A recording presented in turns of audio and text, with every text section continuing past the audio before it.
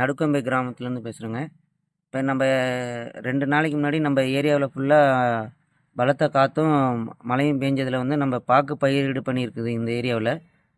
கிட்டத்தட்ட பார்த்திங்கன்னா ஏக்கராவுக்கு 50 மரம் 100 மரம் வரலுமே இழப்பீடு ஆயிடுச்சுங்க.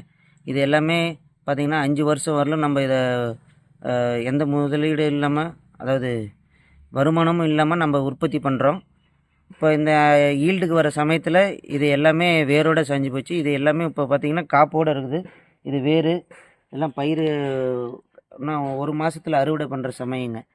இதுக்கு வந்து நம்ம தோட்டக்கலை இதில் அவங்கள காண்டாக்ட் பண்ணி இதுக்கு இழப்பீடு கேட்டதுக்கு அவங்க வந்து 33% வந்து நம்ம பாதிப்பாக இருந்தால் மட்டும்தான் நம்மளால் பண்ண முடியும் அப்படின்ட்டாங்க. இதனால் விவசாயிகளுக்கெல்லாம் பெரும் நஷ்டம் இந்த ஏரியாவில் வந்து பெரும் நஷ்டமாக இருக்குது. இந்த பார்த்திங்கன்னா மொத்தம் 5 லட்சம் மரக்கன்று பாக்கு பயிரிடு பண்ணியிருக்குது. இதில் வந்து பார்த்திங்கன்னா 10,000 கன்றுக்கு மேலே இந்த ஏரியாவில் ஃபுல்லாக பாதிப்பாகிருக்குங்க. இதுக்கு கவர்மெண்ட் இதுக்கு ஏதாவது நஷ்டஈடு ஏற்பண்ணி விவசாயம் மேம்படுத்தி தருமாறு நான் கேட்டுக்கொள்கிறேன்.